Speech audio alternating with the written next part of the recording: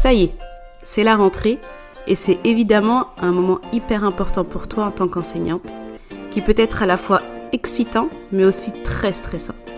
C'est pourquoi dans cet épisode, tu vas retrouver des conseils et des astuces pour vivre une rentrée sereine et commencer cette année scolaire du bon pied.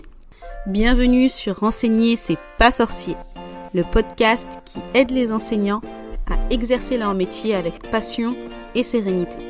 Je suis Samer, enseignante depuis 16 ans et psychopraticienne. Et ma mission avec ce podcast, c'est de t'aider à bien gérer ta classe, à accompagner tes élèves, même ceux qui ont des profils différents, et surtout, à t'épanouir en tant que prof. Chaque semaine, je te partage mes conseils, mes astuces, des outils et aussi des retours d'expérience d'autres professeurs afin de t'inspirer et de te sentir soutenu. Ici, c'est comme une salle des profs. On est entre nous, dans la bienveillance et le respect, au service d'une mission commune, l'éducation des enfants, qui sont les adultes de demain. Alors, pour que ta vocation continue de rimer avec passion et motivation, et pas avec pression ou dépression, installe-toi confortablement, c'est parti.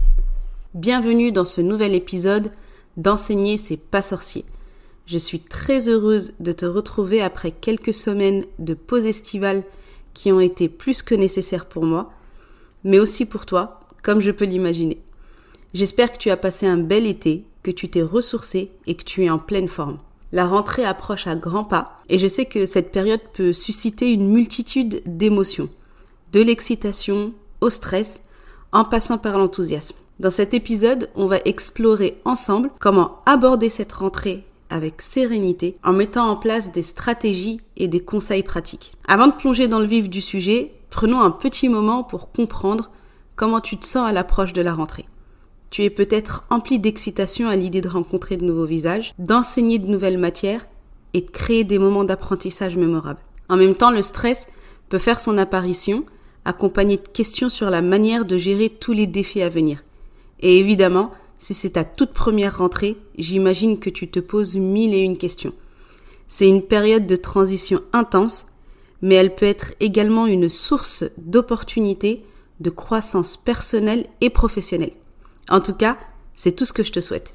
Que tu te sentes plutôt stressée, impatiente ou enthousiaste, les conseils que je vais te partager dans cet épisode vont forcément t'aider à te sentir sereine, bien dans tes baskets de prof et en paix avec toi-même.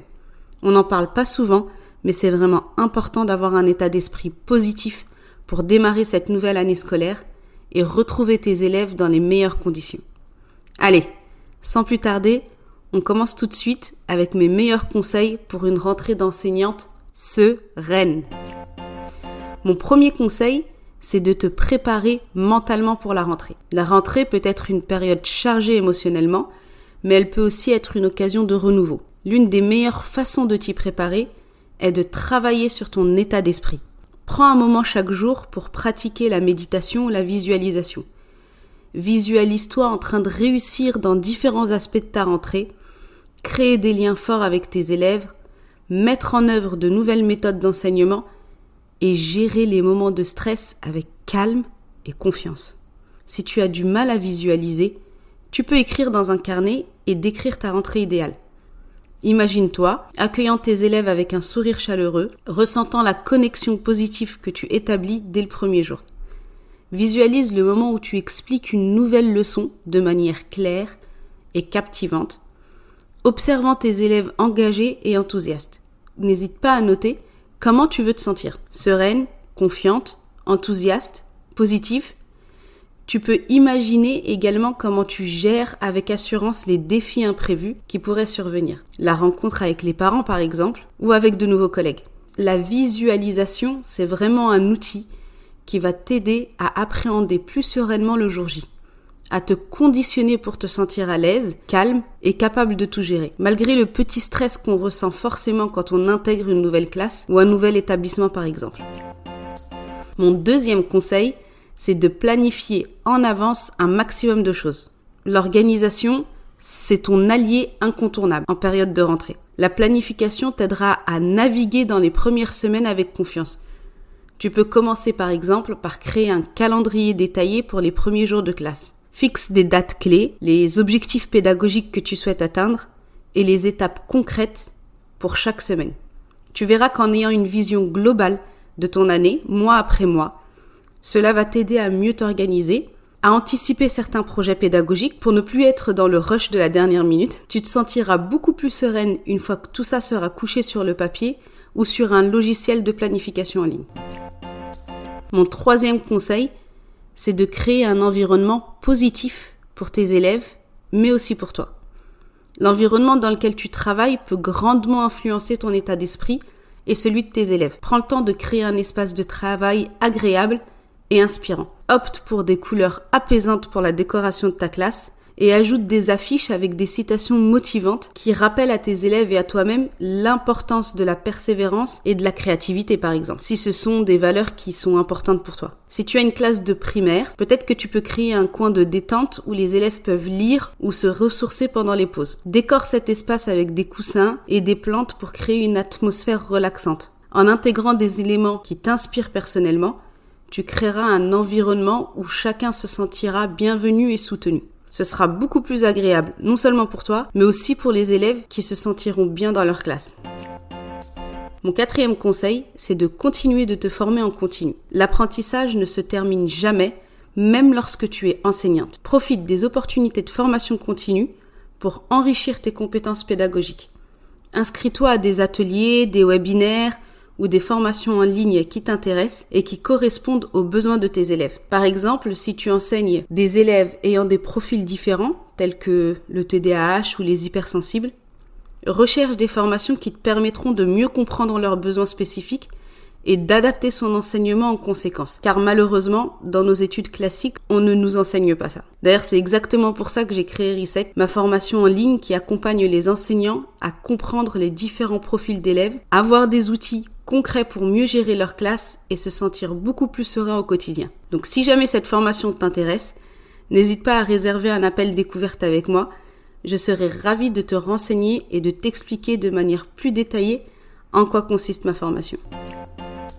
Mon cinquième conseil, c'est de chercher à trouver un équilibre entre ta vie professionnelle et ta vie personnelle.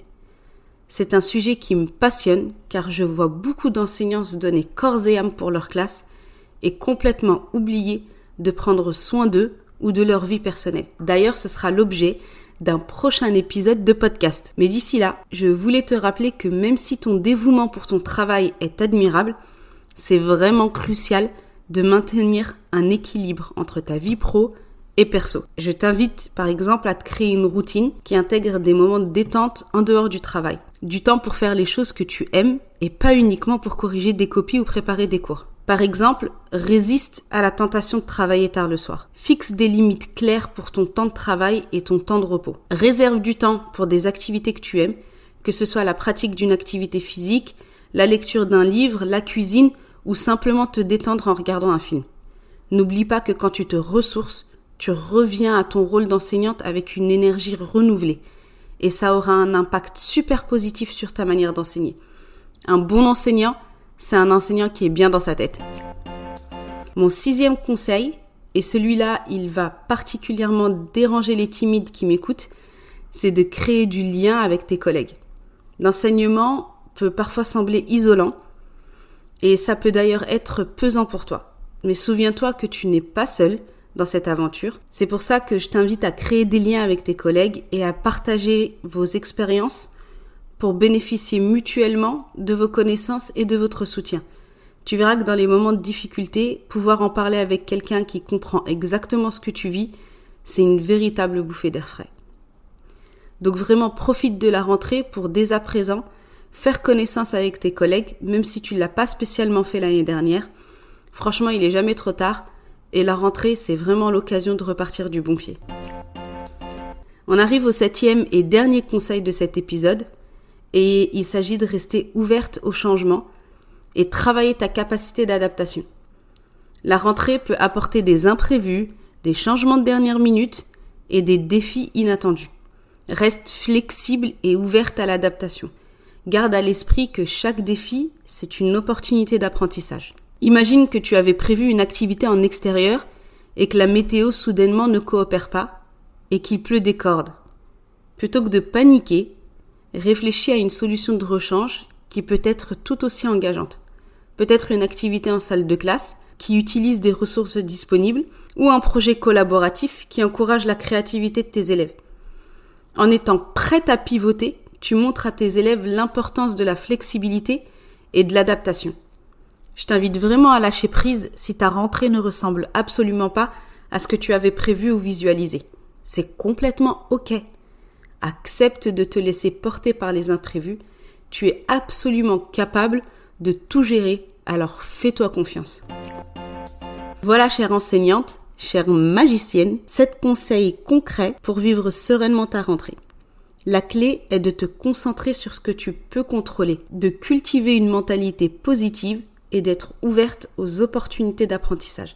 Souviens-toi que ton engagement envers tes élèves et ta passion pour l'enseignement sont des atouts précieux. Prends soin de toi, prends soin de tes élèves et souviens-toi que chaque jour est une nouvelle chance de faire une différence dans leur vie. Pour passer une belle année scolaire, n'oublie pas de t'abonner au podcast pour retrouver chaque semaine mes conseils. Ensemble, nous allons naviguer à travers les défis et les joies de l'enseignement. Je te souhaite une rentrée épanouissante et enrichissante. Prends soin de toi et à bientôt dans le prochain épisode. Merci d'avoir écouté cet épisode d'Enseigner, c'est pas sorcier jusqu'à la fin. Si tu l'as apprécié, je t'invite à le partager à d'autres enseignants et enseignantes. Et pour ne pas rater les prochains épisodes, abonne-toi au podcast sur ta plateforme préférée. À bientôt!